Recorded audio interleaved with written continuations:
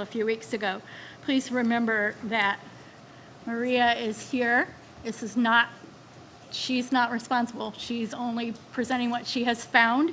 So I'm going to ask that we keep our comments in line with that. And for the sake of time, I'll probably go down the row so that we're like doing it in a timely manner. Can I get a motion to adopt the agenda of the June 16th, 2025 public budget hearing as presented? So moved. Moved by Mr. Osowski, seconded by Mrs. Martin. You guys weren't jumping on it tonight. Is there any discussion? All in favor say yes. I need some yeses. Oh, yes. I'm so sorry. Opposed? Motion carries. You went to sleep.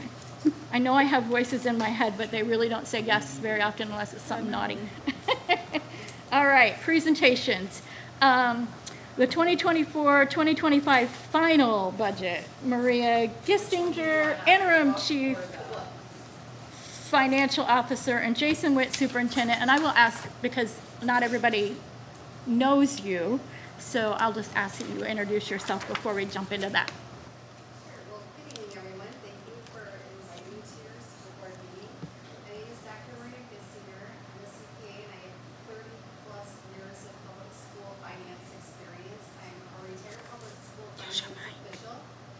And I've been in your district before, a couple, 3 or 4 years ago. I don't know if some of you were on the board probably back then when you had a changeover from Greg McIntyre to Michael. I filled in between. So I'm very familiar with your district, and it's wonderful to be back. Unfortunately, under these circumstances, it's kind of a sad thing, but here we are. So I'm bringing to you this evening your final amended budget for 24-25, as well as your projected budget for 25-26.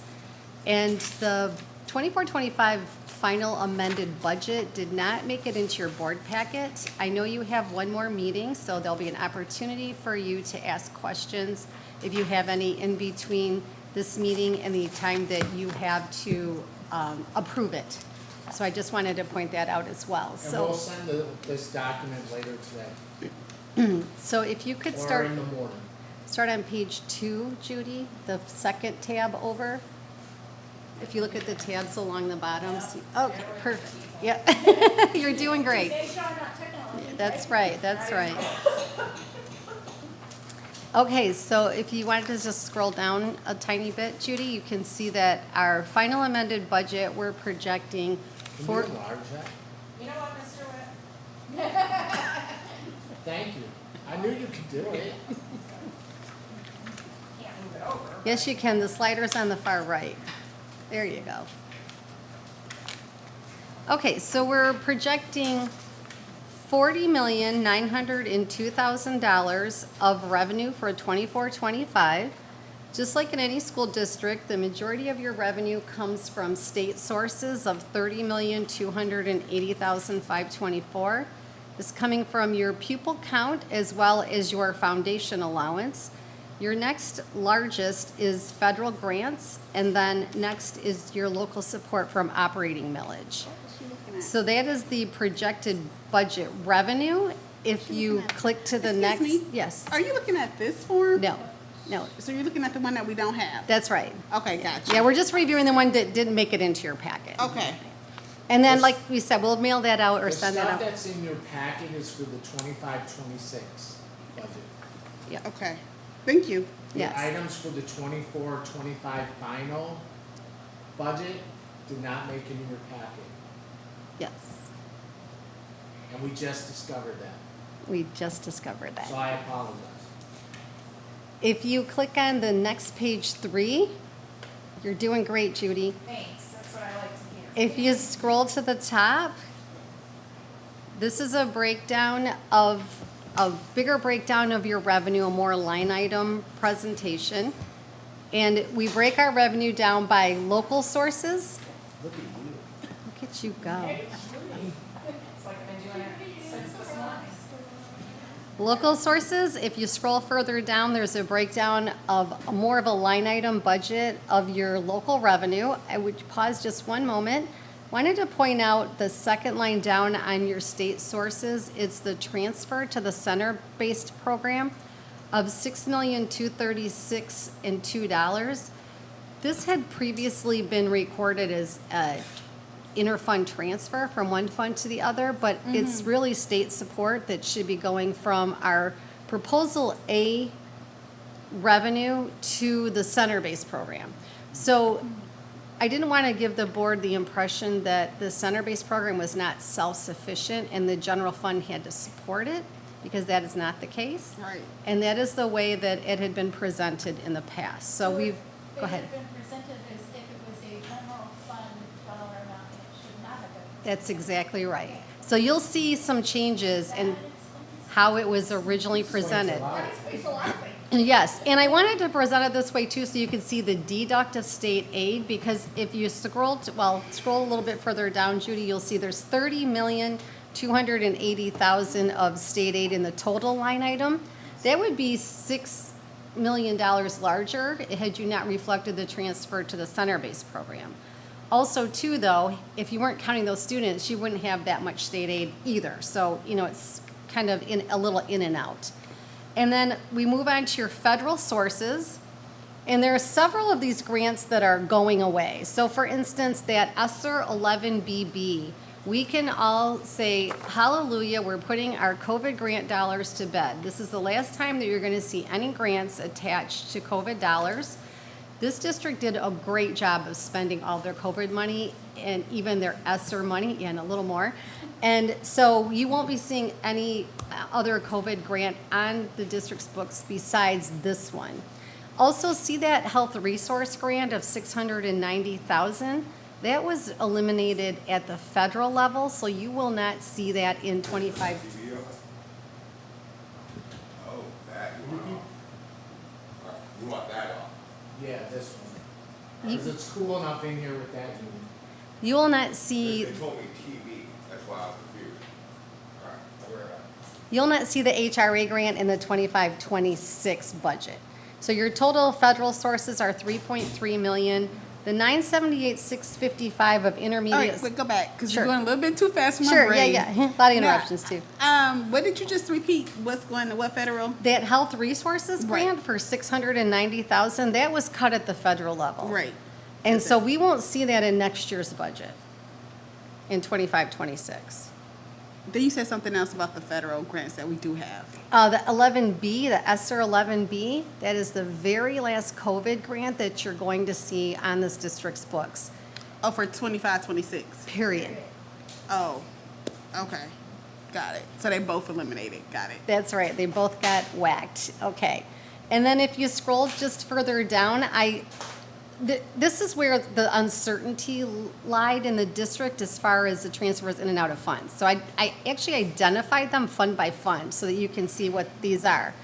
So the cafeteria fund supports the general fund, $108,000. It's an indirect cost that we apply to the cost of your food, and it covers things like the administrative salaries, the bookkeeping functions, the heat, the light, the custodial, all that stuff, and that is in that $108,000.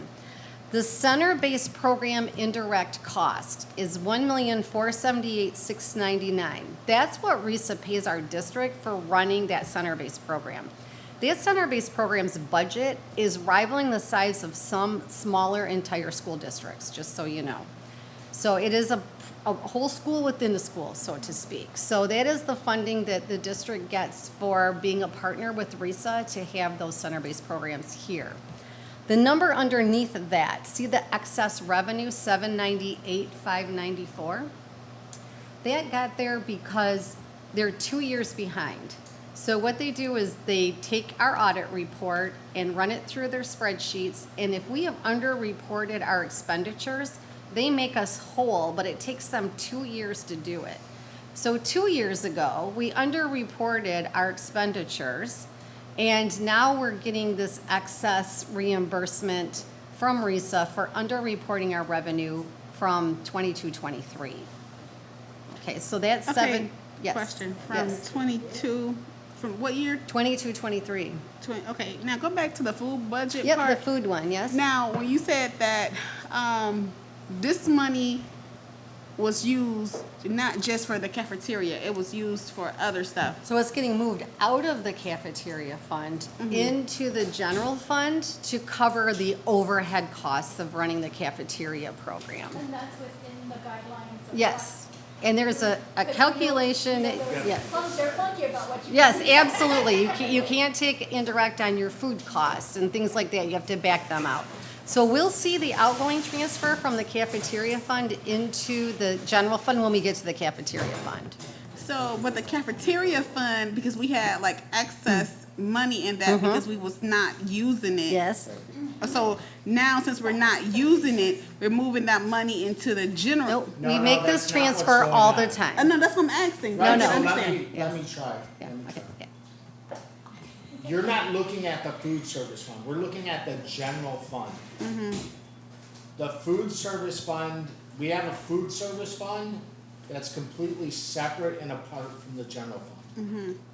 That's where the surplus was that we had to have the spend down plan for. And Maria will update you on the status of that when she goes over the 25-26 budget. So why are we calling it the cafeteria? It's a transfer Be- from the general fund, from the Well, cafeteria I was- fund to the general fund. I'll continue, if I can. In addition, the law allows us to send some fund balance from the food service fund into the general fund to cover what is termed indirect cost. Of the cafeteria itself. Yes. Got it. Okay, thank Or you. anything associated with food service. Got it. Thank you. Okay, so this is revenue coming into the general fund, and it totals 2.4 million, almost 2.5 million dollars. So we're projecting our revenue to be that 40,902,000. Our expenditures are 45,705,410.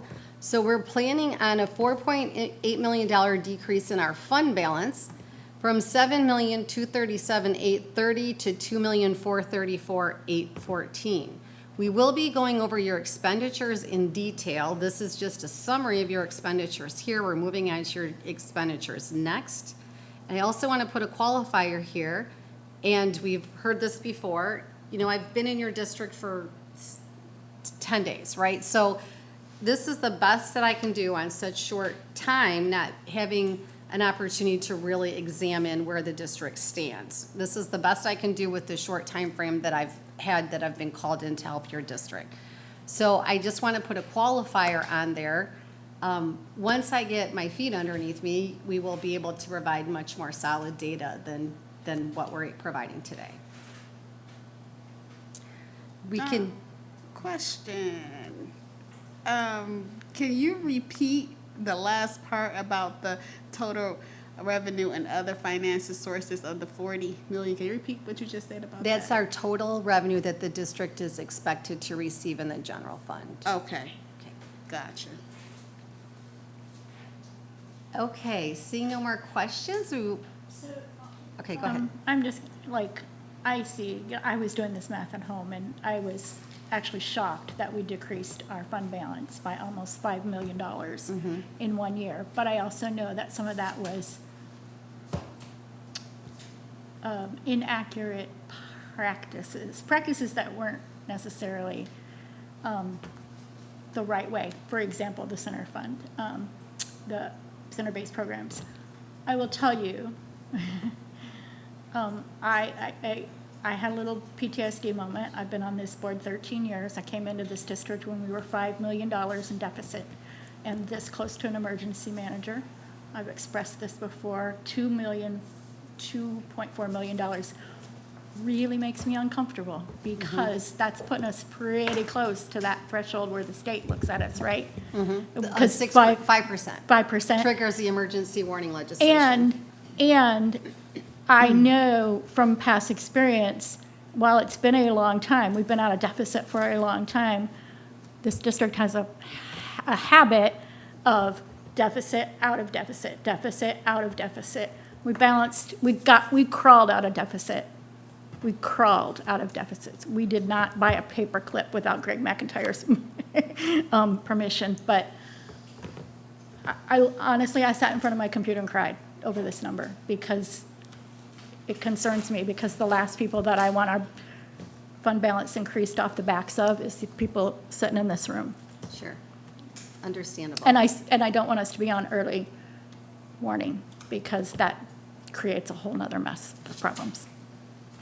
The chair, Mr. Bailey? welcome, thank you for coming.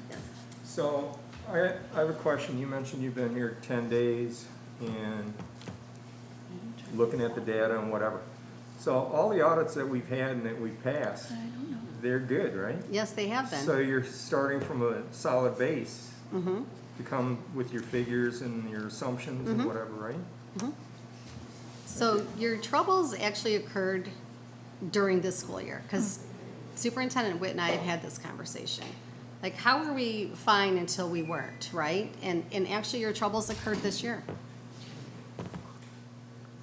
Right. And Ms. Pridemore had mentioned something in her introduction about, I don't remember what it was, but it was something in relation to where we stand with our funding and stuff like this. I might have missed something, right? What my discussion with Mr. Beltnick was, he took responsibility for some wrong assumptions or wrong transfers or whatever. Is it worse than a mistake like that? Wrong numbers in the wrong column sort of thing? Yes. I'll speak to Go ahead, okay. it. I mean, your professional opinion, Yeah. they'll probably Sure, go ahead. listen to you, go ahead. So your trouble came in with the transfers in between funds. That's why I laid these out fund by fund, reason by reason, so that you can see the money coming in and out of each of these funds. You've always been getting that transfer from the cafeteria fund. You probably just didn't know it because it was all wrapped into one big number. But now I have that separated out so that you can see that. So you may recall the conversations surrounding the ESSER grant paying for instructional costs that freed up general fund money so that we could have capital improvements. The capital improvements were occurring in the capital projects fund with no provision to either record the revenue from the general fund to the capital projects fund or move the expenses from the capital projects fund into the general fund. Either one of those two things have to happen, and that neither of those occurred. So that created an issue compounded by the fact that the center-based program transfer wasn't being accounted for accurately either. The center-based program expenditures began with a $12 million projection. Mid-year, you amended them to $13 million. My projections show them at $14 million. The district has been chronically underreporting their center-based program expenditures for several years. Do you think that's because of inexperience in K-12? I can't speak to the reason. I can tell you this, Maria met with the representative, the finance person from Wayne Risa, and there is complexity to Act 18 budgeting, but I will also say this, there's a reason why, as I learned information, I decided that Mike was no longer capable of working in the capacity that he was entrusted to work in.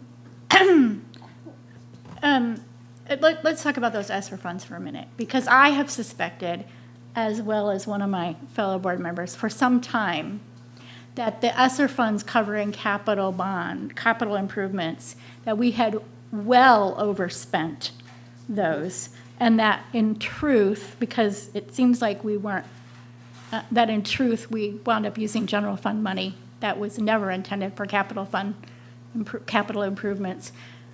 We've suspected that for some time, and we kept, oh, it's fine, it's just a transfer, but it sounds to me like the transfer and the tracking of such didn't happen in the manner that it should have. And so we are way overspent on our bond as well Well, let me because of that. say this. Part of that is true, part of it is not true. So the part that's true is Mike didn't, we are not overspent, we were not overspent on the bond if you account for the bond funds, the food service funds that were utilized, approved by this board, and if Mike had properly accounted for, we wouldn't be overspent with the $6 million that were authorized because they were gonna be offset by ESSER. The problem is, so I just wanna be clear on that, we did not overspend on the capital bond projects what was authorized to be, the threshold that was authorized to be spent on the bond projects. But what did not happen, and this was not known to me, Right. not caught on an audit, and not realized until Mark started looking at some numbers at the last minute, and then finally deciding to tell me about those numbers, that he didn't account for the ESSER offset appropriately. So I'll just put this out here because I've been feeling this kind of way Yeah. since seeing that. I feel like we need a full deep dive accounting of those ESSER funds and what they were spent on. And honestly, a full deep dive accounting of our budget, or of our bond money, because I'm just concerned about, how much of that first bond was, we're going into another bond, and we need to trust that the numbers information, which is not your, is correct, right? And we haven't trusted that ESSER fund number for at least myself, and I'm not gonna name the other board member, but one other board member have not trusted those ESSER fund numbers or the contingency numbers for probably a year. So, which, it's explainable because we know that Mike wasn't, dotting all the i's Well, and cross. there I don't want will to throw be- Mike under the bus because he's not here to defend himself, but we know that Mike wasn't doing his due diligence on that. There will be an audit of the capital projects fund because there is an audit at the end of the capital projects. So that will be something that takes place for sure. And your ESSER money was audited at the end of last year. Yeah, but we've had audits, right? Right, so your Nobody's ESSER caught fund- any of this. Well, so what happened last year, So you think it'll show up in this year's audit? no, it won't. It was handled appropriately last year. So what the district did was they used ESSER to fund instructional costs. Correct. To free up the general fund. That absolutely occurred. There's nothing about that would trigger any reason for an auditor to question that. But I believe we also used ESSER to replace the roof at Keeler, didn't we? That was And- the first round of ESSER funding. And That was the first round of ESSER funding, yes, some funds were used. I feel like there was more than that, and I could just be remembering wrong. I trust that we used it for instructional. I absolutely trust that. My concern is those numbers that we said, well, we can use ESSER funds to do this capital project, right? Well, And- actually, it was that we were gonna free up general fund dollars to use them. We're gonna spend ESSER money to free up general fund dollars to spend in the capital projects Right. fund, right? So that was the conversation. Yeah. What was not only the conversation, it was what was approved by the board, and then after it was approved by the board, it came up in every session imaginable. I was asking where we were at, and Mike kept telling me we're within where we need to be.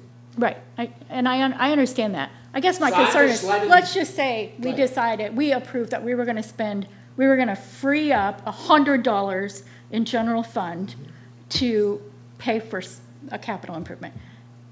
And we were gonna cover that with transferring ESSER funds to it. But let's say because we weren't doing, our former CFO wasn't tracking probably the way he should, let's just say we spent $150 out of general, and we only covered 100 of it with And you ESSER. only had 50.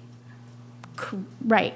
That's where my concern is that because I feel like you gave us the information that you had, right? And I'm really concerned about how much general fund money really was spent on this capital bond that we just don't know about yet, Well, and to that which point, was never the intent. the bills are still coming in. Right. I mean, we're working closely with our construction people, and that is another amount of uncertainty in this final amended budget to get their numbers. And they've been pretty forthcoming about that. So those estimates are included in this amended budget. Okay, Oh, go ahead, Mrs. Martin. so I wanted to go back to the center-based programs, and so when you say that it was being under-reported, Budgeted. under-budgeted, okay, so what does that mean? So we originally thought we were gonna spend 12 million in the center program at the start of the school year. When you adopted your mid-year amendment, that number had grown to 13 million. I finished your, So we under-budgeted? Under-budgeted. Got you, but yet, so when we under-budgeted, that also caused a part of this deficit, well, this shortage of money. no, because that's a different fund. Okay, Okay. okay, Okay. got you. The chair. Mr. Bailey? So you had used the term about, let's say this error had been a previous year, and a previous year, and a previous year, and a previous year. So everybody in this room is pretty much educated. How can we do this so we can learn from this lesson and not make a mistake again? Is this gonna be documented where a star is put next, make sure we do the such and such? So I don't want to give the impression that the errors were in previous years, because they were not. Your troubles began this year, as far as not accounting for pots of money properly. So back to the question, like, how could our ESSER grant have been audited and put to bed, literally tucked in at the end of the 23-24 school year with a golden seal of approval from your auditors, right? How could that have occurred? The answer to that is because the district spent those funds appropriately. It's quite appropriate for you to spend your ESSER money on instructional costs. That's what you did. We submitted the final expenditure report. Everybody gave it the thumbs up, all good, okay? Here's where things started to go sideways. That year, I believe we were told that there was about $6 million of ESSER money that was used to free up resources in the general fund that could then be, the general fund resources could then be used in the capital projects fund. Okay. Correct. That That's what we year, were told. your fund equity went from $5 million to $7 million. That's only $2 million. It didn't go from $5 million to $11 million, right? So that's where things began to kind of go off track, okay? So then we start this school year, 24-25, and the spending's going on over here in the capital projects fund, okay? But never was there a provision to either take the general fund money out of the general fund and move it over to the capital projects fund to pay for this, or vice versa, you could pick the expenditures up out of the capital projects fund and move it over and dump it in the general fund. Either one of those things had to occur, but neither one of them did, Yeah. okay? So is there some way to idiot-proof this so it doesn't happen again? So, Yeah, I have one. if we stand here, It's a valid we question. have our own personal memory of this occurrence, Yes. right?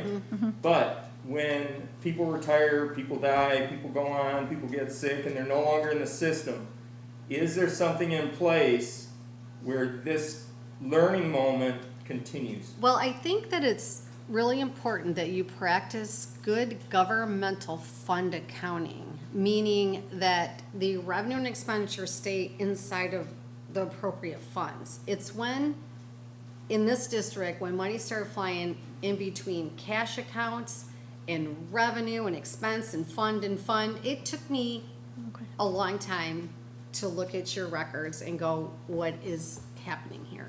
Because there were little pots of money everywhere, there was inter-fund reconciliations that needed to occur.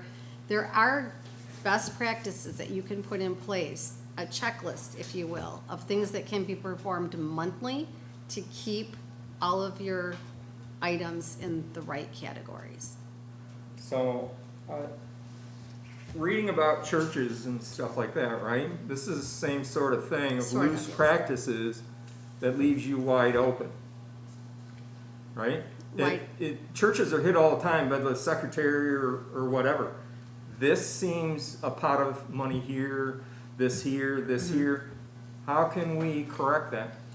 I wanna be clear though. Yes. I think this is not necessarily the example you're pointing to. I wanna be completely fair. This was not, to the best of my knowledge, this was not any intentional fraudulent action. This was poor accounting practices. And until the issue got raised to me, my check and balance along the way had been the audit process. And as you stated before, the audits were clean and then clean and then clean until these issues arose this year. They showed up in the audit? No, no. No, no, no. No. No, They still didn't show up. no, here's the thing though, they really won't show up in the audit, and here's why. The reason they won't show up in the audit is because we've done everything we Yeah, can we put them all back. to get us to a point where we're above the early warning threshold at 5.9% fund balance. Which is where we're at. So we're at 5.9. 5.9.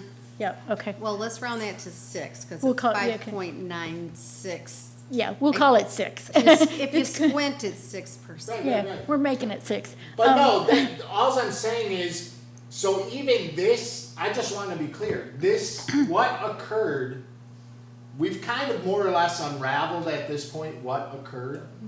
But what we haven't, but it's not going to be flagged on the audit. Right, where there's nothing, we're following generally accepted accounting principles, there's been no misappropriate, I mean, we're following the practices of accounting. This will not even show up on this audit, right? What triggered this was a shortage of cash flow. Right, because remember, all this expenditure is going on in this capital projects fund with no revenue to support it. So that's what caused your cash flow emergency borrowing. Mr., okay, go ahead, because I know Mr. Osowski had something. Okay, go ahead. So I was gonna say, so last year, so like we had bond projects going on, right? So when we started his bond project, I kind of came in at the tail end of Yes. stuff. So, but at that time, he was doing, our last person was doing it correctly, right? As far as like putting funds where they needed to go to show. Are you talking Greg? No. No, Mike. Mike was like when we had our capital bonds, right? don't think he was. He had a management. It was working before. You see what I'm saying? It was when this year started and we started talking about the general fund paying for capital improvements. that Right. Things kind of, But wasn't he doing Honestly- that last Yeah, but year? here's I don't what- think so, Here's Mrs. what Moore. happened. I don't think so. The other thing though is, it looks like it's happening properly because we had $59 million. Yeah. We didn't go into the use of the general fund Towards the- dollars until we exhausted the 59. And the problem was, at some point, we I see. exhausted the 59, and every indication was given, and you can ask Miles, you can ask others, Kim was there. The representation was that we were still good to work within that $6 million additional that had been approved. And unfortunately, Mike did not properly account for the 6 million. Okay. but So- you didn't even have it to begin with. We didn't have the So 6 million that- to but use. that's why Yeah. it appeared like everything was humming along. And to be honest with you, everything was humming along Right. for the first $59 million because that's what was in the bond fund. Right, but when he came, gotcha, I gotcha. Thank you for that. Okay. Mr. Osowski? I have a question. We were presented a couple months ago when we were doing the original bond with Plant Moraine here saying that we had $1.7 million left over. Where's that? Is that- Well, We're to gonna be get there. fair, That's in the 2.4. no, to be fair to Plant Moran, they don't have access to our books. And so, let me explain. Okay. Plant Moran's not our auditor, they don't have access to our books, so here's They gave what us information. Plant Moran was talking about. Plant Moran was talking about the funds that had been allocated to go for capital projects. Oh, that we don't have. Which was the bond money, the food service accounting that was allowed, and the $6 million that the board approved. Well, I thought, But it wasn't, I just wanna say, it wasn't Plant Moran's.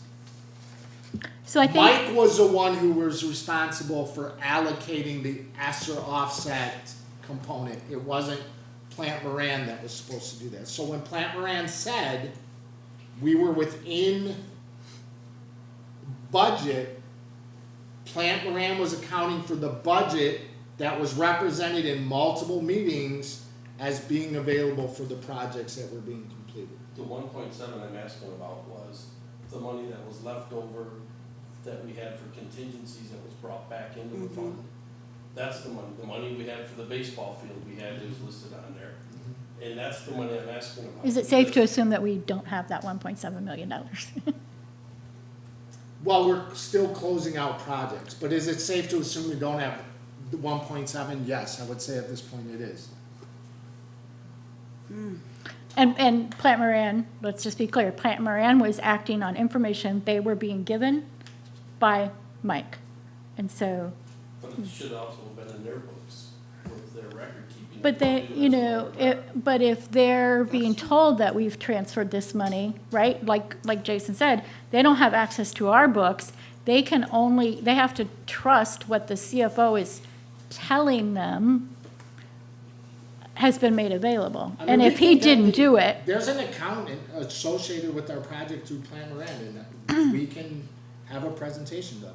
I'd like that. because I it says understand. 1.7 was, and that was the same time before we found out we had an issue. I like understand. this. yeah. That was money for contingencies that we Yeah, I did have from no the problem. beginning. That's 1.7. If it's not in there, it's. I have no bigger than problem we thought. requesting I'm, that from the board. I'm confident that there's nothing left to discover as far as Okay. money not in the right places, or revenue not in the right places, or expenditures not in the right place. What I'm not confident about is a thorough analysis of your numbers. I need like 4 weeks to look at your stuff, Absolutely. and I've Not- had like you've had 4 10 days, right? Yeah, no, So, you, bless, Not- thank nothing you for, first of all, you've Yeah. come into a mess. right. And you have to answer some hard questions from us. and I we- don't mind. We appreciate that. And I I- know from, you know, the work you did when Greg left, that you're up for it. But we're just trying to figure it out, because we've been given a lot of misinformation over at least the past year, and it's kind of a shock to our system. And I as do think I'm it's sure it is to well-intentioned you. as well. I mean, Absolutely. how wonderful to be able to tell the district, look, we have $6 million that we can provide these Well, enhancements for our it's students. wonderful until we have to look at Sure. who we possibly lay off, or what program we don't keep, or what position is eliminated. That's great until then. Yeah. Sure. Sure. Mr. Babe? So again,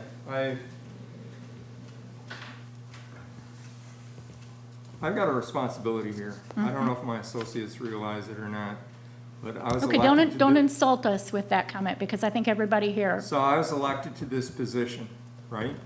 We've used the term trust, and we have a financial obligation, at least to the public, who supplies us with the money.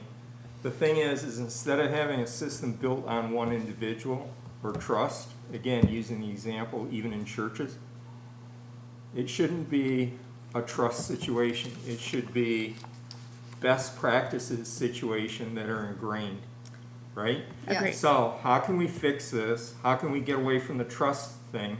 And instead of just one set of eyes being on this, it's built into the system where there's other people who are aware. I hear you, and Superintendent Witt and I have had this conversation. If you recall, when Greg was here, do you remember Jenny Lee? She was your number 2, right? That position does not exist in the finance department any longer. A strong number 2 would help prevent some of these things. It's not in the 25-26 budget, but if you think about it, a small district like ours has to do all the things a big district does. It has to apply for every single grant. It has to track every single grant. Has to go through all of the reporting requirements that a big district, and it's a lot for one person in a small district to do all of those things. So that might be some consideration in the future, is to replace that, hire a real strong number two to look at these things. We It had is. one, she left because she was unhappy. Also, East Detroit, Willow Run, they've all had problems, and there's a history there, and there's a reason why it happened. So these are lessons that we should be learning from, Absolutely. instead of setting ourselves up to make the same mistakes over and over again, Yep, right? I agree. Well, and I'm hoping that this is an unusual situation. Yeah, I think to your point, Mr. Bailey, I do think people are learning those lessons. I think it's a hard lesson to learn. It's just like, when you balance your checkbook at home and you think you got $50 and so you go buy, groceries or whatever, and then you realize, something bounced because I didn't. It's a lesson, and I know from having multiple conversations where it's a hard lesson. It's a hard lesson to learn. I believe honestly that we won't have this issue going forward. I had multiple conversations with this. I think it was a hard lesson for Jason to have to learn. It's a hard lesson for us to have to learn, and I think we will see those. I agree. Best practices are important, and I think we will see that going forward because I think our superintendent doesn't ever want to be in this position again. I think I can speak for that. Comment, kind of something to what Mr. Bailey was speaking about. Will you, what's your role going forward, I guess? What's, what I'm saying? Are you like, just tell me more. She's here. Well, I mean. You it's gotta still- come out of retirement now. For the time being, she's our interim CFO, and Okay, so she's working as our CFO. Unlike some CFOs, I'm not asking her to take on some responsibilities because she's dug in right now on the budget aspect. So like some of the meetings that Mike previously had attended and things like that between Miles and myself, we're covering those. Some meetings Mike might have attended in the past, we're taking care of those things, so. And I am supporting other districts as well. So when Jason called me, I was trying to figure out how I could work Redford Union into my schedule, just so you know, so. We appreciate you. But We she's appreciate focused on the numbers and helping make sure, to Mr. Bailey's point, that the systems are set up exactly. the way they should be to make it easier, much more easier to have a real-time indication about where specific funds are at, which is a way it should be set up. And to be honest with you, we found out it was not set up that way. How many districts are you working with? So my roles are different in other districts. Sometimes I just go in and just coach districts if they have an inexperienced CFO. Sometimes I do the whole entire job if they don't have anybody. Couple of places, the positions are posted. They're just waiting to find an appropriate applicant. I would not have accepted this responsibility if I didn't think I could do it. It So has. How many positions? How many districts? My company is currently servicing 3 or 4 other school districts. I mean, total, 3 or 4 districts total. Okay. And, I got a call today from a premier district in Oakland County asking for support that I couldn't accept. What's a premier district? One of the high-end Oakland County Bigger districts with a high student foundation allowance, like in the 12,000s. Ooh. Okay, so let's continue on then with this. So if we could click to the expenditures, that's page 4. So this is our $45,705,000 of expenditures. The majority of your expenditures are That's being not that one. spent. You yeah. still dealing with the, We're Yeah, still we're still doing dealing with it. the one we Yeah, don't haven't have. gotten to- okay, we are like, So the Instructions majority, should yeah, be the don't put biggest. the paper down, we'll get to the paper next, right? Yeah. Okay, so the majority of our expenditures are in instruction and instructional support. As it should be. And if you wanna zoom way in, you can look at the little pie chart so that you can see, instead of out, in. There you go. So you can see, scroll to the top. The majority of our expenditures are spent in instruction and instructional support. Moving on to page 5, if you click the next one. Oh, This go is- back, I'm sorry. Okay, Back to 4? Yes, please. All right. So this right here is basically where all our money is going right now. that's right. And you Okay. want them, your money in the classroom, right? So look at what you're Absolutely. spending in instruction and instructional support, right? That's what you want. Okay.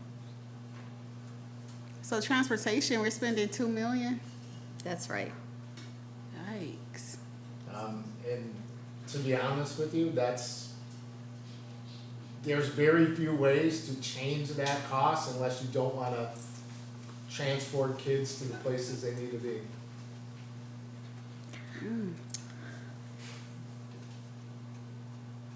Thank you. I will say, you know, I think $600,000 for athletics is probably a lot of money. And it goes to just, you know, I had asked for an athletic budget, right? And I appreciate that your proposed budget line items out. I would say, I had said, what is the budget for athletics? And there was no number because I don't think we had one. Wait till we get to page 6 and 7. Yeah. So this is page 6. This breaks down the same 45 million by where it's being sent. Salaries, benefits, purchase, service materials, supplies, capital outlay, and other. So we're in the people business. The majority of our expenditures are going to be in salaries and benefits. As it should be. Page 6 and 7, which is the next tab over, is more of a function object code breakdown. So if you want to scroll to the top, you can see. If you scroll this was far even the hard to right, read in the so you can proposal. see how much we're spending in elementary, middle, high school, preschool, that's summer awesome. school, special ed, right? So if you go to the bottom, there's transportation. What you blew right past it. It's 271 is transportation. 266 is security. 261 is operations and maintenance. Business departments, $789,000, right? We have it broken down. You can study that once you get the packet by where exactly your money is being spent. The reason why it's easy for me to move from district to district is because every district has to follow this prescribed chart of accounts. It's the same type of accounting in every single district. But we have never seen a chart Yeah, like this. that's what- Never. I don't even think we got charts like this when Greg was our CFO. But Greg was pretty, you know, sorry. Like, this is super helpful because it answers that question. How much should we spend on athletics That's this right. year? That's function And how much of that 293. was salaries, right? Because I had raised that question, and I'll just So, say Mr. Osowski has raised that question. Look at your athletics. It goes salary, benefits, contracted service, supplies and materials, and other. Yeah. So you can see you're spending $152,000 in salaries in athletics, $79,000 in benefits. Your contracted services, you outsource for your refs and your, Yeah. all of that, There's even more than that. We contract out for a athletic number of our workers, coaches. yes, all of that. Well, a number of our coaching positions too. Yep, so that's the So that would be any coach that 199,530. isn't a Redford Union employee. Yeah. Which is the majority. The majority of them, right, Right. exactly. Okay. And I'm gonna say, thank you so much, because when I would look at that budget, we would get those sheets, and I would just be Those like, numbers don't mean "What anything to us. Those happened?" codes I mean don't nothing. understand what I'm looking at. I felt very lost, and I was trying to ride Jeff's coattail a little bit to try to get an understanding, because Jeff, he had this stuff down pat, and I was like, how did he know We're this? throwing you under the bus, Jeff. I good with it. I was so confused. This is my second year here. I like this. And I so, like this. I just say thank you. Yeah, Yes, you're I welcome. love this. It's so much easier to understand. So now Okay. we're moving out of the general fund. Okay, so Okay. now we're gonna move into some of your smaller funds. So the next tab over, you're doing great, Judy. Yes. If you, there you go. Okay, so this is your food service fund.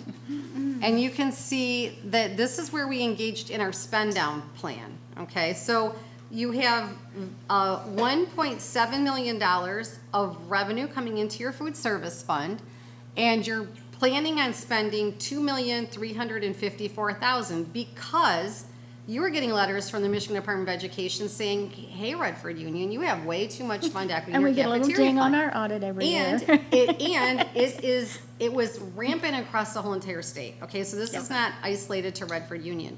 And it became so pervasive because the reason why it got that way was because they gave us a lot of money, COVID money, to feed our students, right? So most districts in the state got a letter year after year after year that you were carrying too much fund equity. 13 years, we've gotten that notice. I'm just saying, every year. So that's why your revenue and your expenditures are bigger, and we're planning on having your fund balance at the end of the year be about $400,000. We did the math, and you can keep closer to 6 in there. So you won't be getting a letter this year, and because it was so pervasive, they moved that comment out of the audit report as a finding. And so it doesn't show up in your audit report as a finding, you just get a little letter saying, hey, you have too much money in your fund balance. Because so many districts were getting hit with an audit finding, right? Right. And it wasn't their fault. It was because they were getting too much money. So back to the capital outlay. See the $639,000? Help me Um, with it's, the cursor, uh, please.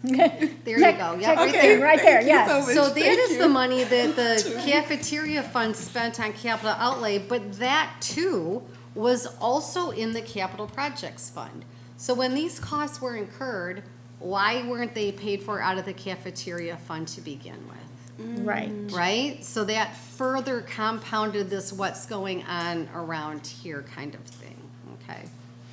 The next tab over is your special ed center, our favorite thing here. So the whole entire center runs on $15 million, right? And I had mentioned that that rivals some smaller schools' entire school budget, right? So we're doing great things for kids here, but it is at a tremendous amount of work for this district to be able to provide these services for kids. And we know we don't Wait, get what do you $15 mean by million in funding. So, it's all of, this 15 million that we're all managing, the school district is managing, there's some entire school districts Sorry, you that said are. our budget is too high? No, I'm just saying it's a lot of energy exerted by this district to be able to provide these services for our kids. But We that's have to account for them, we've got to hire These the are- people, we've this- got Let to. me be clear though, this is specifically the center-based program funds. Okay, so Right. that's This just is not because we the run the other special ADT, education. Yes, EDT program yes. for the county. Yes, that's Yes. right. Yeah. This That's is our right. DHH program, Yep. our ASD center-based program, and our day treatment Yes, program. that's Yep. right. And some of those, like the DHS,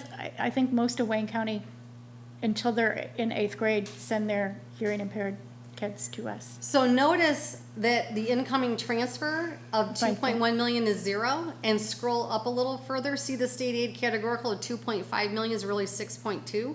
It's not an interfund transfer, it's money of state aid that should be recorded in there. the Stay center-based there. program, right? Yeah. The way that it was presented made it look like the general fund was supplementing the center-based program. Yes. And that is not the case. Yes. Okay, so more state aid, less interfund activity, which again compounded the problem the district was having. But as it relates to our center fund, we're good though. We are meeting. good. Yes. We are good. And as Superintendent Witt had mentioned, I met with the CFO, Wayne Risa.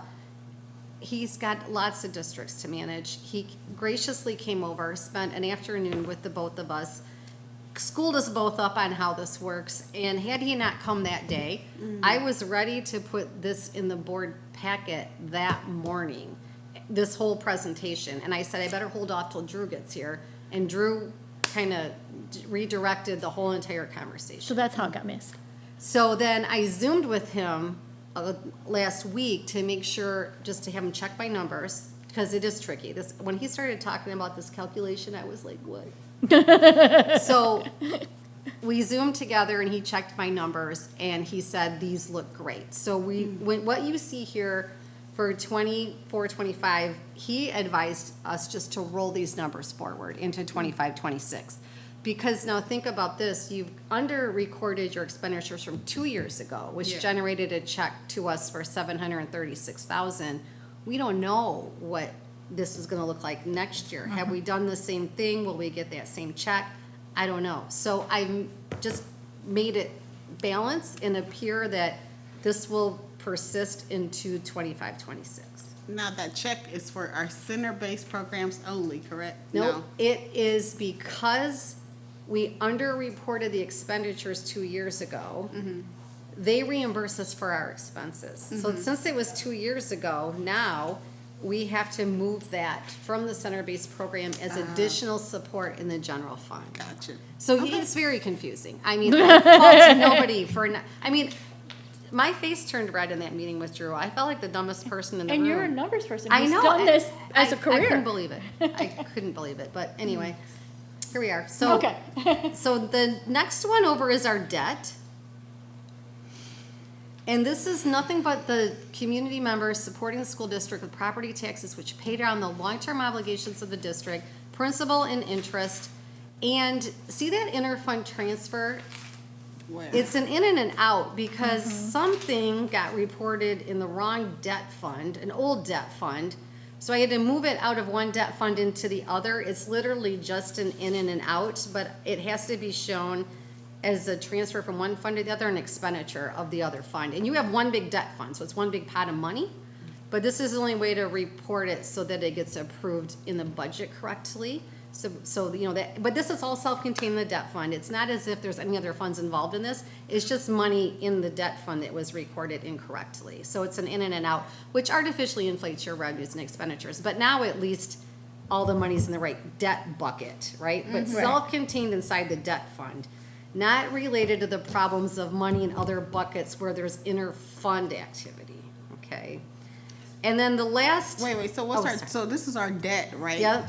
So we at, what's our total, I guess, for here? So you have about $4 million of property taxes and $4 million of debt. That number should come close to matching. You don't want to over levy property taxes on your residents and then sit on it, right? So the idea is to keep the fund balance in your debt fund pretty low. See your debt fund balance $1.7 million. That's a little high for me, but we'll look at the L4029 later.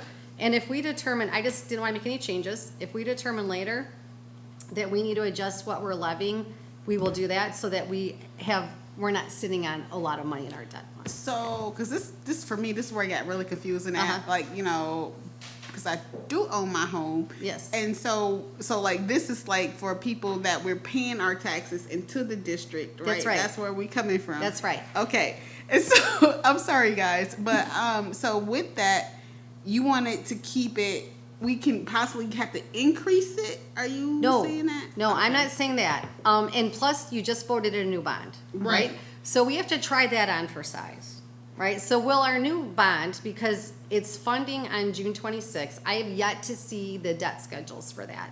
It's like a mortgage. It's like a mortgage amortization schedule. So we need to put the new 2025 bond on, if you will, and see if how this is going to affect our debt fund. But the promise to the community was that we were not going to increase our debt mills. And we didn't. And it's going to be 8.75 mils, and we have plenty of revenue to cover that. So as we live this out, I didn't want, like I said, I don't want to make any changes. You know, we need to see how this is going to work. In the subsequent years, if we determine that we could tweak that debt millage down a tiny bit to adjust this balance, we might consider doing that. Now, in 2008, 9, 10, when property values were falling, we had to adjust that debt mill up to cover the debt of the district. So you're not voting in the mills, you're voting in the debt obligation, no matter how many mills it takes to cover that. Don't tell our community that. Thank you. What'd you say? I said, don't tell our community that.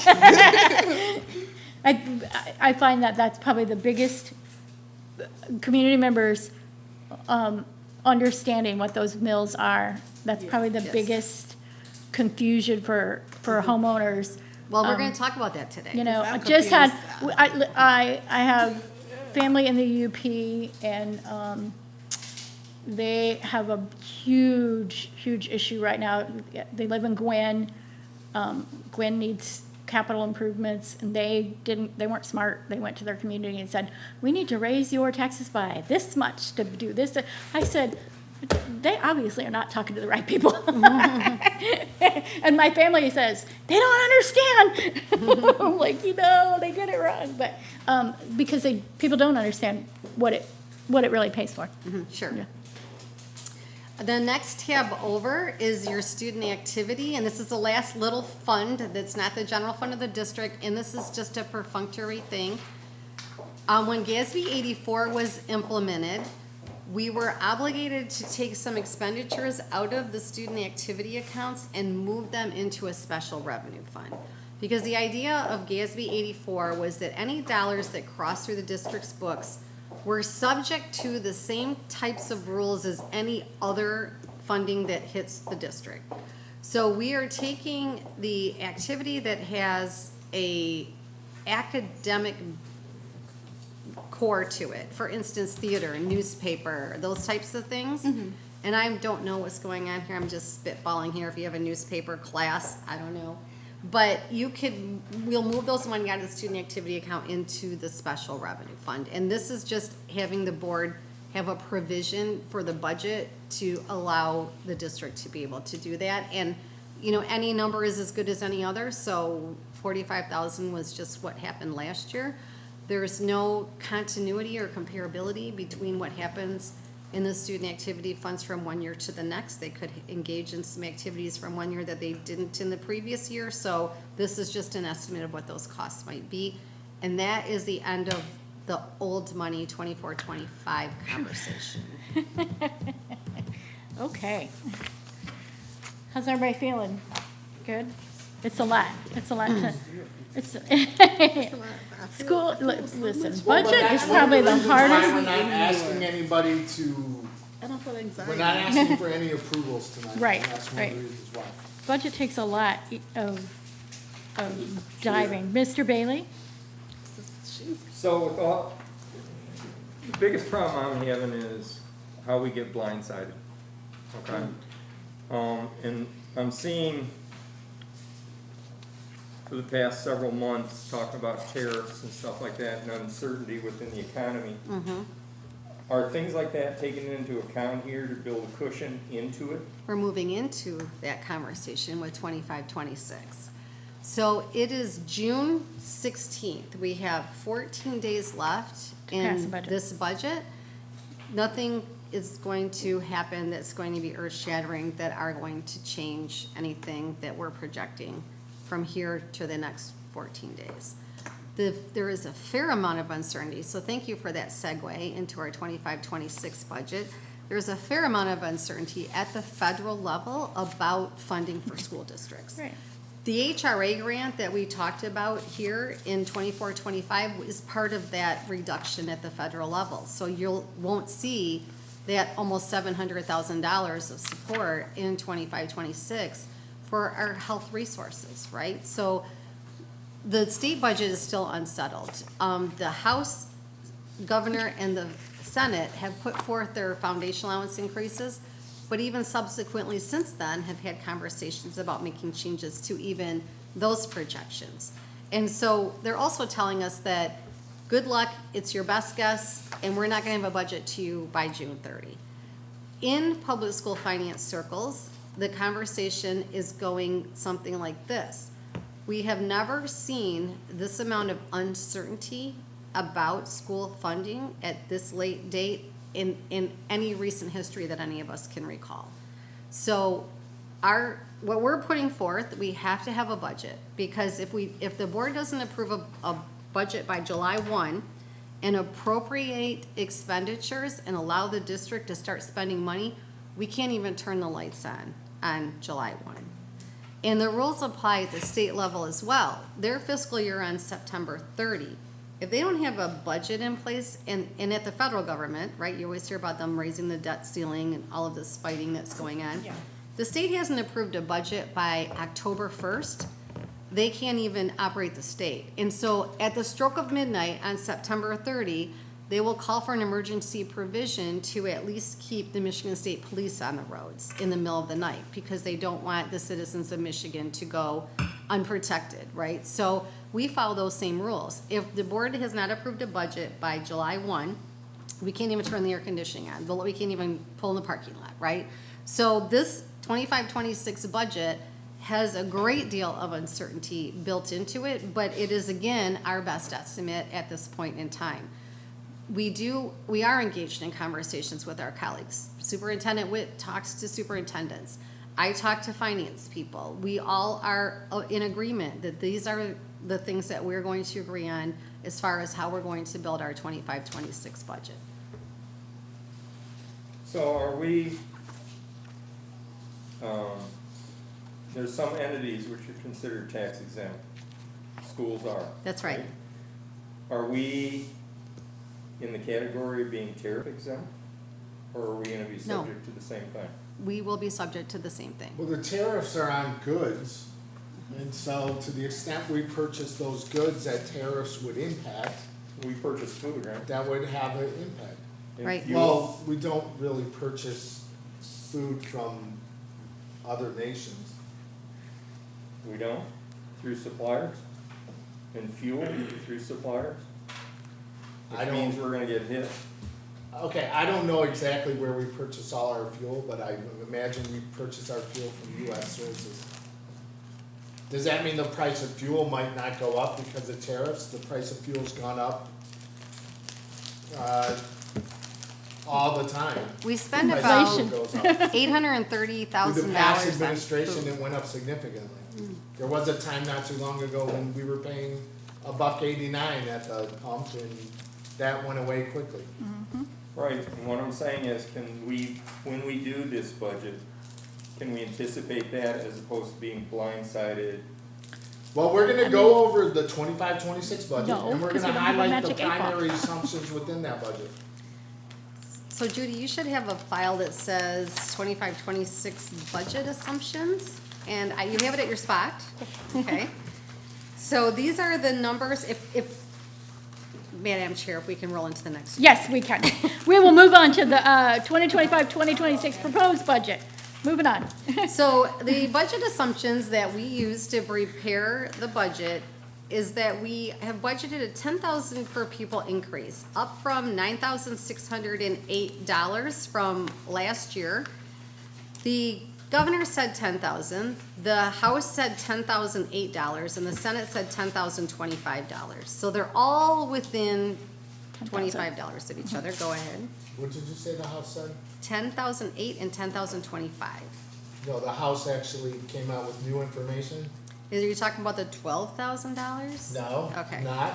Okay. Talking about $10,400. Oh, well, that would be good Where'd news you if hear we that? got that. Where did I hear it? I saw it on an email Oh, today. oh, Really? oh, well, so breaking news. Breaking news. Like that's one of three.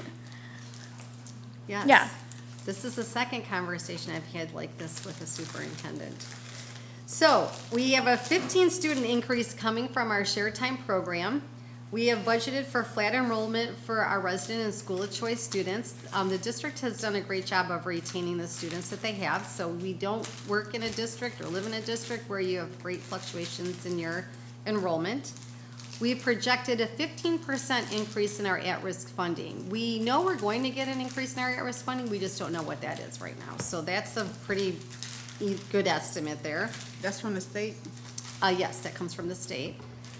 No increases and decreases to other grants that are federal dollars, like title grants, other than like that HRA money we've already talked about, we're not going to get. We've incorporated negotiated salary increases into our expenditures. And then, as you can imagine, the superintendent and I embarked, and so did Judy, embarked on a examination of the district's current expenditures.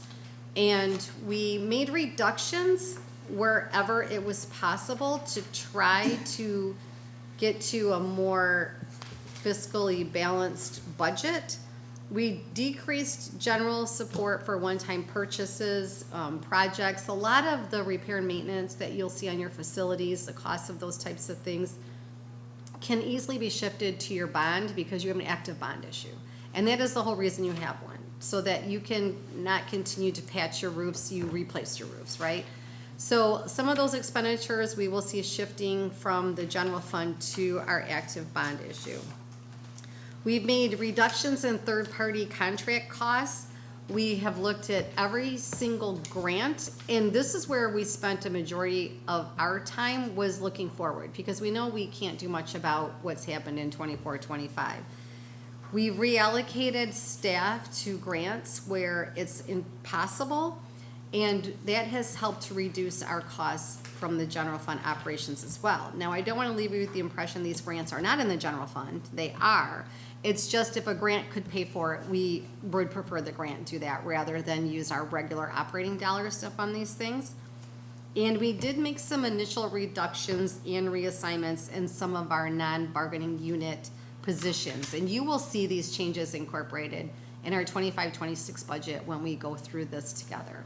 So where is the account that we're paying back for our loan that we're taking out? It is in the general fund, and I will show you, actually, trying to think, it was in last year. It'll be in this year's budget, because we'll pay that back in August. So, once this budget was done, now we have to pay that money back, and that's gonna create another cash flow problem for the district.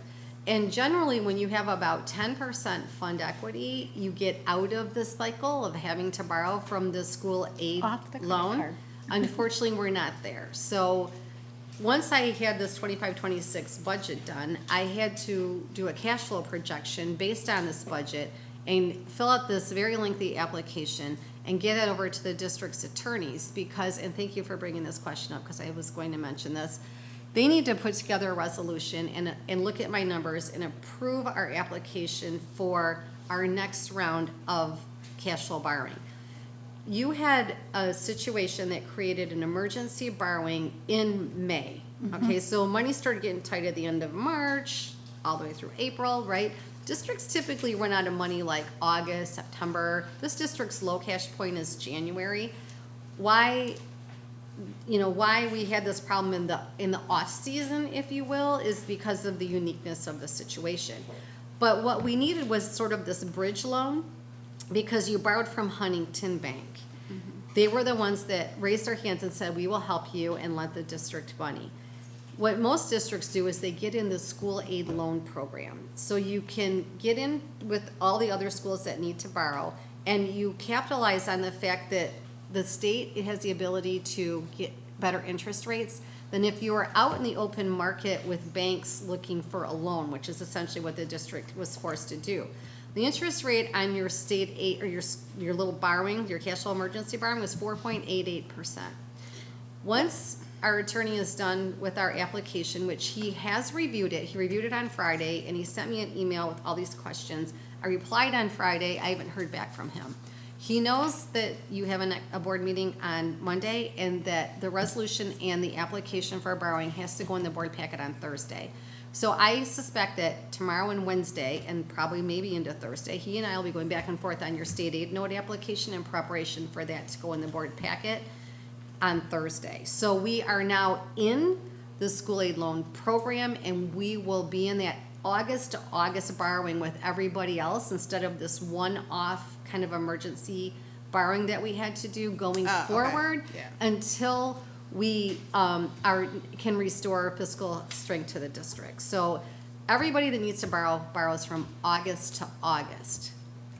Right, okay, thank you for that, because that's where I was kind of, because when you said we're doing our one-time Huntington Bank, but I was thinking like, but I thought we was doing a poll with other schools too. No, that starts in Yeah. August, so. Okay, gotcha. Huntington Bank, I know we kind of looked for people to help us out, and they raised their hands and said they would lend us those funds. So they really helped the district out as far as jumping in the district's time of need. But now that, and we'll look and ask for interest rate. How much is it? Y'all It's remember? $4 million, and the interest on it is around $56,000, I believe. So to borrow $4 million for May, June, July, and August, or June, July, and August, is about $56,000. Now, this will help get us back on track. This will help you pay your bills and pay your employees, so that you don't run out of cash. What are you asking? What is We're not this? back on track. So like the part about the budget with the Yes, deficit, we're building a budget. I'm talking The about bu- from last year. The budget forecast for 25-26 is being built to get us back towards a higher fund balance than even the 6%. But I guess the 4 million, right, The 4 million was just for to cover the our last year, expenses. for last year, for the 20, for the Well, 24, For these 25. 3 months. Expenses over the summer. Oh. That we didn't have the money. We weren't gonna be able to pay our Yeah. employees. So it's a cash This flow summer. issue, right? So your cash flow goes up and down. You were I having see. a dip. Yes, sir. That borrowing was not to help boost any year's budget. That borrowing was done Just for the summer. to help make sure we pay our bills and meet our payroll. Okay, okay. Because of gotcha. the way the cash flow works. Gotcha. So that 5 million, that we're like basically don't have, we're like in expenditures, we're over, what about that gap, that 5 We million? are building a budget that's to put our revenue, our expenses back in line with our revenue. Okay, Ready? okay, And that's what we're gonna go over now. okay, okay. Got it. You're killing it over there, Judy. Okay. All right. Okay. So this document is in your board packet. And so you can look at the screen or you can look at the paperwork in front of you. But I've compared it to where we ended up with 24, 25. So this is our projected revenue for 25, 26. And again, built on these assumptions about per pupil foundation allowance increases, pretty flat enrollment unless you count the 15 students that are increasing in your shared time program. So if you look at the increases and decreases column here, you can see that I'm projecting a decrease in your cash of about 706,000. But that is because there's some strange things going on at the state level with the way that the retirement is being funded. So they were doing some one-time things at the 11th hour last year when they were trying to project the state's budget, and they were doing some things with the retirement categorical as far as what they were reimbursing us That for. looks Did you like have now this? they're not gonna let us do. No, Yeah. but I just read a Do you remember legislative this update. conversation at Well, the so board I table? serve with Wayne County Association of School Boards, and I remember this conversation. yes. They were so happy Yes. that they were gonna do this, but I also remember just reading this Yes. week that now they're kind of backpedaling Yes. on that Yes. in my legislative update that I get from MASB. Yes, and the ORS rates have been set for 25, 26 since probably January or February, And okay? the retirement fund is fully funded. The health piece. The house. Yeah, oh, sorry, yes. So this budget is built on what we know at this time, okay? So you may think, well, gosh, that's weird. Why are we getting 400 student per pupil increase, but you're showing a flat enrollment, which should make our revenue go up, but you're projecting our revenue to go down by $706,000. Turn the page, and this shows a more detailed version Ooh, of this is all those little of numbers. how the revenue is broken down. Thank you. So an increase in your local revenue of $528,000. The $148,000 is an increase in your property taxes. And I can't remember off the top of my head what that other local revenue is. It's a one-time thing. I can't remember what we did. I'll have to try to think about what we did, but we had to bump it's your easement. Okay, so we've got a projected revenue in here for some easement that the district is being asked to improve. So we're hoping that the board will support that initiative, but that is reflected in this budget. The state revenue, now here's where things get a little kooky, if you Wonky. will.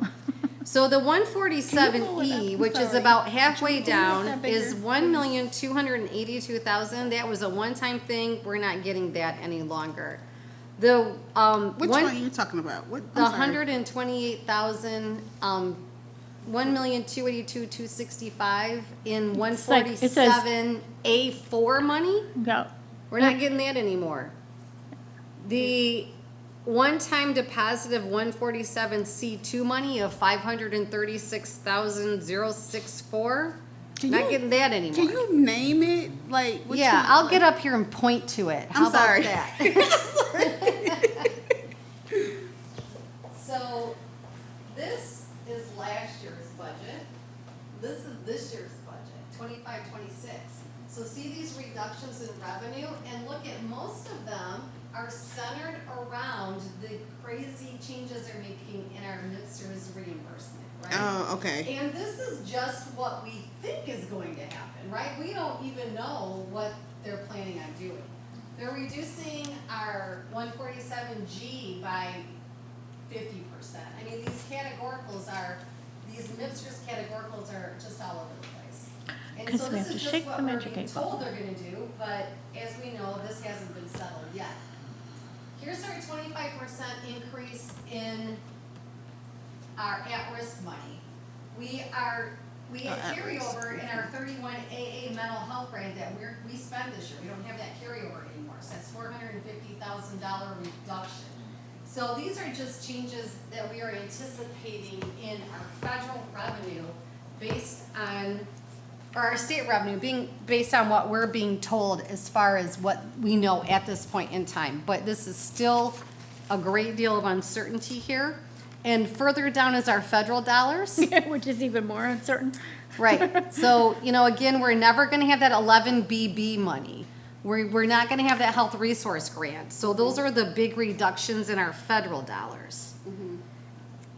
And then at the very bottom, we have $40,196,354 in revenue and $39,795 in expenditures. So we have a balanced budget with these assumptions, and we're hoping to add $400,000 to our fund balance. Wait, so you saying you think we're gonna have a balanced budget? And we're hoping to add $401,147 to our fund balance. So instead we of will deficit start the year. spending, Yeah, we will start the year with 2.4 million in fund balance and hopefully end the year with 2.8 million. Again, two huge qualifications here. This is my best estimate based on what's landed in my lap at the time, coupled with the tremendous amount of unprecedented uncertainty at the state and federal level as far as funding goes. I mean, this could be as much as 2 million or more off if things start going, if everything goes the wrong way, okay? One of So- the things, though, one of the aspects to keep in mind, though, is the federal dollars really are kind of lagging. So the federal dollars are really, if there is a reduction in federal dollars, it is not likely to have an impact, as significant an impact until the 26-27 budget because of the way the federal dollars work. Now, the state dollars and the state-related assumptions are the ones that are more up for grabs. and keep this in mind to help, like, since because you've only been here 2 years. This guessing, we do it every year, because the state requires that we pass our budget Budget. before they even tell us what, like, we have to shake the magic 8 ball and But this go. is an unusual year. But the last Yeah. few years, We've had a good idea. by the We've had a middle of good June, yes. we've actually usually known what the school aid Right, fund is gonna be. but there were a lot of years. Oh, a We lot. didn't. No, like- it was unique. It's, I mean, they say, you have to do this, but they don't do their part. And So then we shake the magic 8 ball. page 4, to further compound the issues here, as I was preparing for our conversation this evening, I realized that I had a glitch in the formula in our old budget. So you have a handout for page 4 to replace what went out in your budget book on Thursday. And I'm just gonna ask that you use that handout, because I'm never. No, you're No, fine. we're You're good. fine. You're fine. So I in can see the, this one. Oh, in the I paper see. Yeah, I can see this handout one. of It's not page too much. 4, So Instructional. the single sheet page 4 is what replaces what's on the screen. Oh, gotcha. okay, So I would put a line through the old one, yeah, Yeah. exactly. That's a, and yeah. this is the, So this changes in our budget are us looking through all these one-time expenditures, shifting people out of grants, decreasing the funding that we're getting for the HRA grant and some other things, and making small decreases in our current staffing to be able to get a balanced budget that's going to hopefully add a little bit to your fund equity. So that's what you'll see in the changes from 24-25 to 25-26. On page 5 in your budget book, which does not have an issue, Wait. it's the same 39,795,207, but how this money is spent. So you can see where we're planning our reductions to be coming from. And again, recall that we have 700,000, probably closer to 800,000 in grants that we are not getting or planning to get in 25, 26. So I'm gonna stop you there and ask this question. Yes. Given that we have negotiated components to salaries. Yes.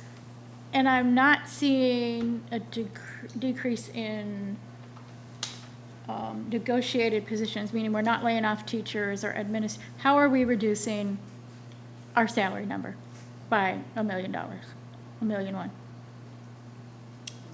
Help me understand. So, By reducing positions? right. So people Anybody got that's laid funded off. through that HRA No grant? one's been laid off yet, no. I mean, we can talk, Okay, I mean, I think we need to go through this a little Okay. more, and then I could answer, I guess, that question. okay, But I can tell you, I mean, it is laid out in these budget assumptions. I'm not gonna sit here and get into details on specific positions, but the reduction in our overall expenses is coming through this combination of, again, the reallocation of some staff to other funding, okay, and then also, for example, the HRA funding is gone. Gone. right, The HRA funding was used to put in place some SEL-related positions that were nice to have, but the funding is gone. Unless we have another funding source arise, there are certain mental health support positions that have to be eliminated. Or we have to, Go bankrupt. or we can bring down the fund balance. it's okay. I mean, No, that's yeah, just the, But that's just the reality. will those persons be like moved around into other areas? Okay, no. No. Let me say this. Again, the reduction in expenses, I'll give you an example of the reduction in expenses. We are trying to be as sensitive to people as possible, but the bottom line is, our current staffing dollars exceed our current revenue for that staffing, so we have to reduce staffing. So how are we doing that? There are some, first of all, we're not doing it in the instructional area. Second of all, we're You can read my currently not impacting any bargaining unit positions. Third of all, the next thing is, did we have any vacant positions that we could remove people from those, that we can move people from positions in the general fund into those vacant positions? And no longer have those, and there are some reassignments, and that's why it says reassignment of some non-bargaining unit people to, in fact, in some cases, reassignment of non-bargaining unit people into bargaining unit positions that they're certified and qualified for. So I'll give you an example. We have an individual, and this is probably the most specific example I'll give, and I probably shouldn't, but I'll do it. Let's just say this. We have an individual who's not in a teaching assignment now, that's certified and qualified to teach in that assignment, and that person's assignment is gonna change. Because we need that teaching assignment, it was vacated by a departure of another teacher, and we have to reassign the individual. Okay, So there are some reassignments of individuals, but yes, there's no doubt. There's going to have to be individuals who are notified that their position is no longer available here in Redford Union. And out of respect, we're going to do that as quickly as possible. as quickly as possible. And then out of respect, I will tell you this. If there's any way possible, and I'm not saying this is gonna be possible, Maria throws stuff at me when I say this, but the bottom line is, if we find out that we're wrong, our assumptions in our favor, and funding revenue comes ahead of it, we would look at bringing back some of these type positions, and perhaps some of the individuals in those positions. But right now, we have to build a budget based on, I do believe that the foundation allowance is gonna end up around 10,000 per pupil. I actually think it could end up a little bit higher. But we have 3 sources that are putting the foundation allowance at 10,000. So I believe, while it is an assumption, it's a safe assumption. I believe we will get more funding in at-risk. I believe we will get more than a 15% increase in at-risk funding. However, to be conservative, we have to decide a percentage. And Maria won when we arm wrestled, and so that's why we're looking at a 15% at-risk. She's tough, I wouldn't mess with her. But honestly, we have to be conservative. The other thing that's in Absolutely. play here is the positions impacted are really positions that are not full-year positions primarily. They're positions that really won't be back into play until August. Now, it doesn't mean we're gonna wait till August to tell the impacted individuals about that. We will, once the budget's adopted, we will take the steps to notify the individuals as humanely and professionally as possible. And I ask, you know, I work for a company that's right sizing, right? That's what we're doing, yes. Yeah, and realigning, and I watched 200 assistant managers be given a week's notice that their positions were being eliminated. We don't have assistant managers anymore, and so that's what so my heart is for these people to know as quickly as possible, because I'll just tell you, I wasn't super happy with my company when they gave 200 people a week's notice that they weren't gonna have jobs anymore. So that's just my heart, okay, thank you. How many people are we looking at? How many people would this affect? Well, effect in some way, we're probably looking at 15. That seems like a big number. Yeah, that's huge. No, effect. Effect includes, in my mind, effect includes a person who's Oh, getting in one moved, yeah. role now that's gonna be told their role is gonna change. Now, how many people will we eventually let go? That's- I can get you that number, I'll send it out. Yeah, I need Thank that you. number. Yeah, thank you, okay. Okay. It's just an achy feeling, you know, but it's Page- what, and we know it's what has to happen, sorry. Page 6 and 7. So when you say effect, you want the specific number of people, your Who's definition of law- effect, Yes, of the Overall. number of people Overall, the fact who will overall. lose a job. Who will lose a job, who will be in a different job, overall, I need to know. if you could break I need this, to just know break that it, from give you. us both I numbers. wanna know all of it. Okay, And I believe that number is around 15. yeah, I think you Okay. might be That's closer. a big number for me. Well, we have 321 employees in the district, I think, just to give you a point of reference. But I understand your point, absolutely. When you say that, are you including food service? No, They're not these our are employees. W-2'd employees. These are ours. Yes, ours, yeah. Okay, Okay. There is no need though to, the food service fund is separate, so there's no. Right. I'm looking at the number. Yeah. That was my curiosity. Okay. So this is the same spreadsheet, again, broken down by function and object codes, so you can have the opportunity to look that over. So, wait, when you say function, like, I can remember. So the function is like along the 1-1. far left corner, so like elementary is 111. Yeah. Middle school is 112, right, that's what I mean by function. The object is across the top, salaries, benefits, purchase service, supplies, materials, capital outlay, and other. So you can see where we're spending our money and how we're spending it. And I, so We got a library fund, oh, that's, okay, I thought that, I was looking at the wrong number for library. My numbers got crossed, sorry about that.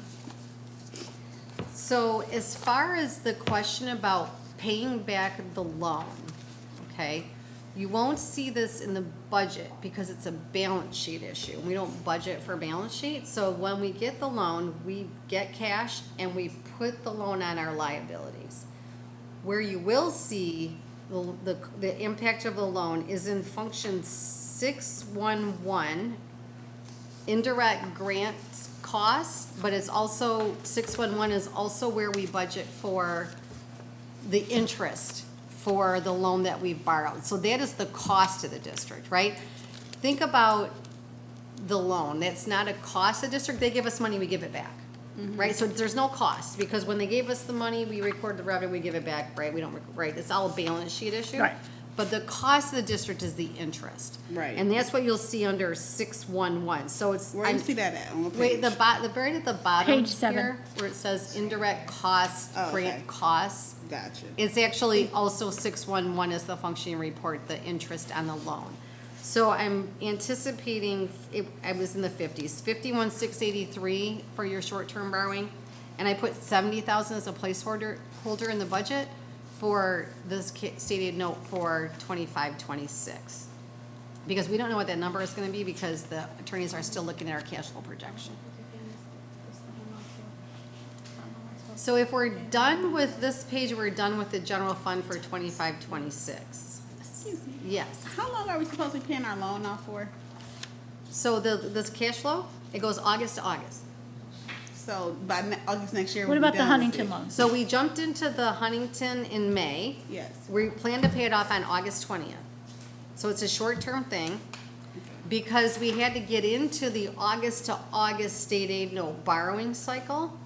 So we had to just get to August 20th. And once we could clear the August 20th hurdle, we jump into the state aid note borrowing, which goes August 20th to August 20th each year.